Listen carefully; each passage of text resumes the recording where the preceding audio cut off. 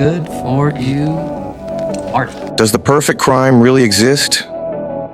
I've dismantled disguises, unraveled lies, and spun my opponents around more times than I can count in court. Truth be told, I haven't felt a real challenge in years. Chicago's courtroom is my stage, defending high-paying clients, cleaning up the powerful's messes. I've got it down cold. Justice, I believe in one thing: winning. That's what's right. That day, Eo, I saw the news. A well-respected archbishop had been brutally murdered. Over 70 stab wounds, 4 fingers severed, both eyes gouged out. It was a massacre. Carved into his chest were the numbers B 32.156. The one arrested, a boy named Aaron Stampler, 19 years old. Old he Archbishop's altar boy. When they found him, he was covered in blood, hiding by the train tracks. Everyone said he was finished. No one wanted the case, but what I saw wasn't risk, it was opportunity. I happen to like complicated things I can control, so I did what I do best. Walked straight into the fire with a smile, ready to take the whole damn thing in my hands. The day of the prison visit, I met Aaron. My name is Martin Vale. I'm what you call a big shot attorney. He wasn't quite what I expected. He stuttered, frail, curled up in the corner like a scared kid. Spoke so slowly, it was like dragging air through a busted bellows. When I asked him about the day of the murder, he said he didn't remember a thing. I blacked out. I lose time. I can't remember nothing. He said he used to beg on the streets until the Archbishop took him in, made him an altar boy, gave him a place in the choir. Perfect. No motive. No reason to kill the man. I listened, watching his hands tremble ever so slightly. This terrified, stammering boy sitting in front of me kept insisting over and over that he didn't do it. But I'm not a priest. He doesn't need to swear anything to me.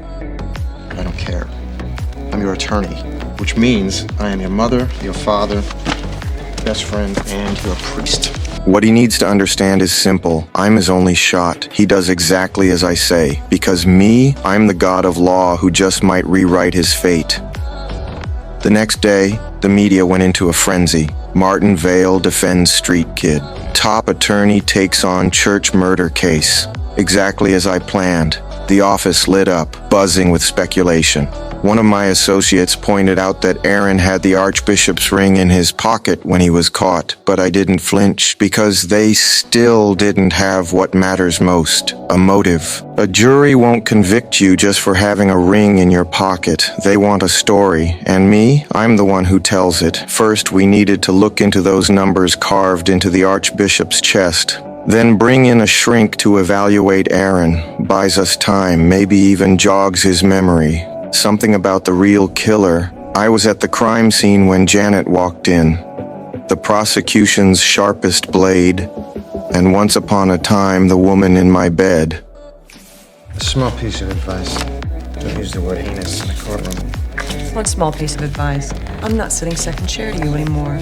In case you hadn't noticed, I graduated. I relish the thrill of twisting words, steering the game. I know she still hates me. Me? I never dwell on old flames. I care about one thing, winning.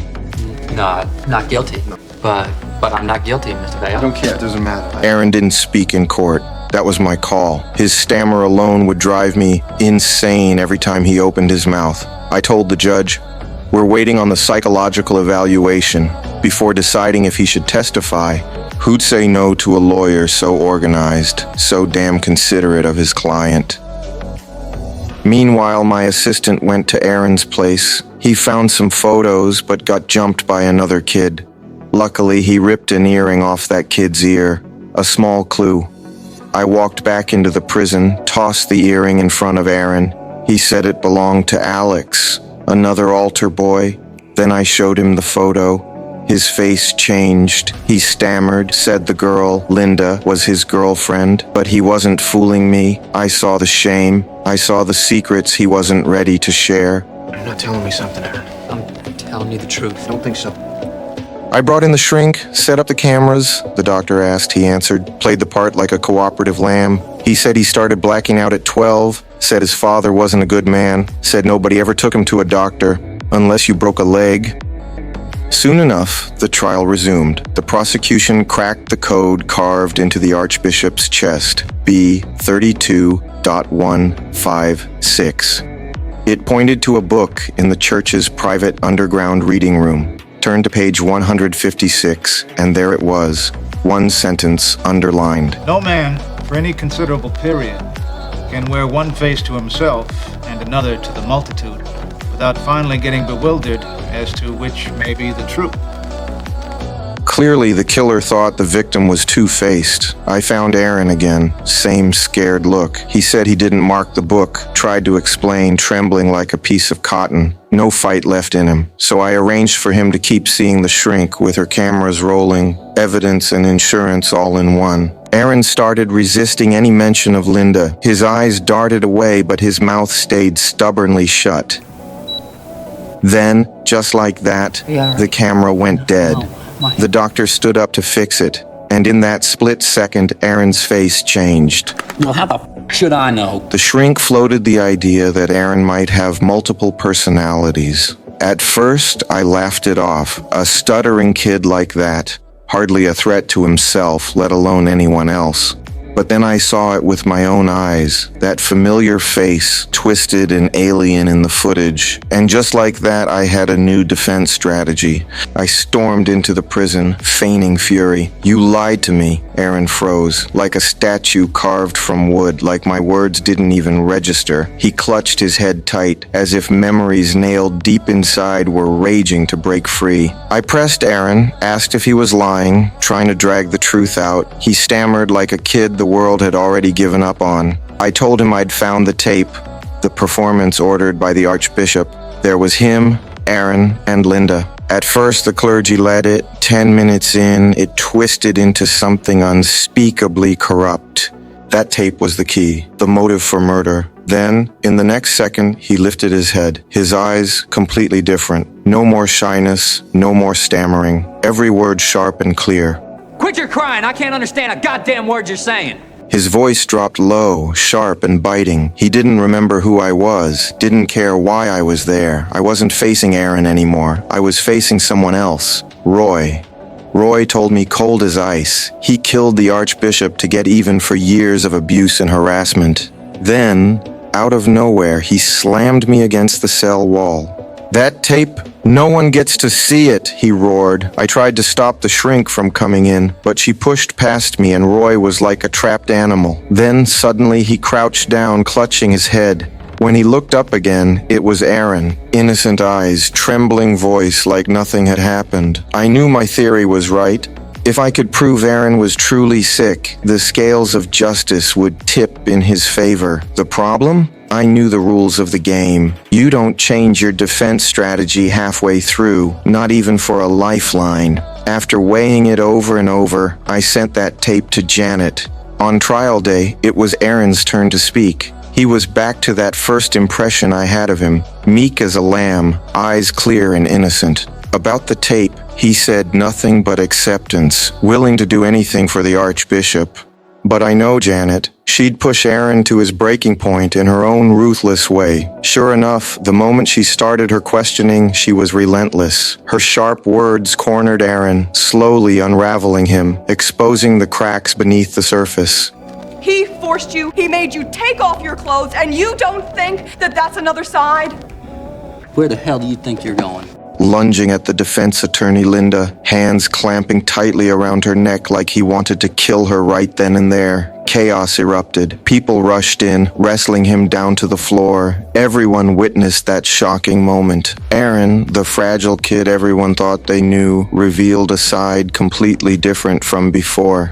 The truth finally came out. Aaron suffered from dissociative identity disorder. He was both victim and uncontrollable perpetrator. In the end, he was found not guilty by reason of insanity and sent to a hospital for a 30-day evaluation. His future now lies in the hands of the professionals. I knew Janet was the biggest loser in this play. Aaron's sudden outburst didn't just cost her the case, it put her entire career on the line. The cruelest part? She only realized now that I'd set her up. I wanted her to push Aaron. I knew the moment he was cornered, he'd snap. It was all part of the plan. I walked into the cell and saw Aaron. He'd completely forgotten the madness from before. I told him some good news. He was being sent to a hospital for treatment. Maybe soon he'd be released, free at last. He was stunned, barely able to get the words out. Will you tell Miss Venable I'm sorry? Tell her I hope her neck is okay. I nodded and started to leave, but then I froze. My mind razor sharp, a chill creeping down my spine. I turned back and looked at Aaron. You told me you don't remember. You black out.